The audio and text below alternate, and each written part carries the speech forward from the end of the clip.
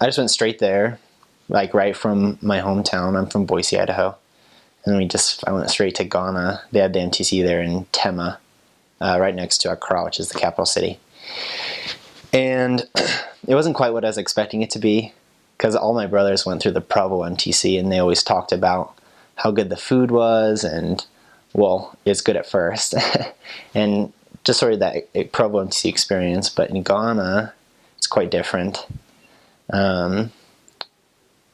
Because I think for the strangest thing for me at first was being a minority, which sounds a little strange, but I think growing up in Idaho and Utah and stuff, that we are so used to being the majority, both being white and LDS, that it's really common.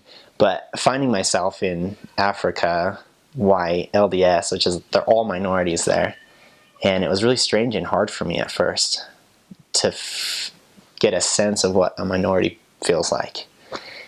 Because I think there's probably about 75 or 80 of us in the whole MTC, and there was 5 Americans. So we only had 5 whites, and then like 75 Africans, which is really interesting and difficult, because their accent too is really hard to understand. African accent, even though they're speaking English, like the first time you get there, you almost question yourself if they're even speaking English, because they're so hard to understand. And I remember just having to be so patient with them in their speaking, especially when I had it was a teacher actually, not even an elder, one of the MTC teachers. He told me that I need to slow down my talking because he couldn't understand me. And so I realized early on that it was both ways. They couldn't understand me and I couldn't understand them, even though we were speaking the same language.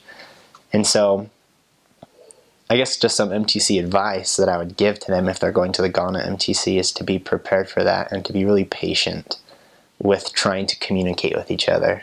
Because not only are they hard to understand, but they're from a different culture. They use different words than we do. They describe things differently than we do. And so that communication barrier can be really hard at first and really frustrating. But I think through prayer and through patience, after a few days, I was able to get a hang of it, get a hang of the language barrier. Even though we were speaking the same language, it's kind of hard to understand or to explain. But yeah, I think that's something important to know about the NTC.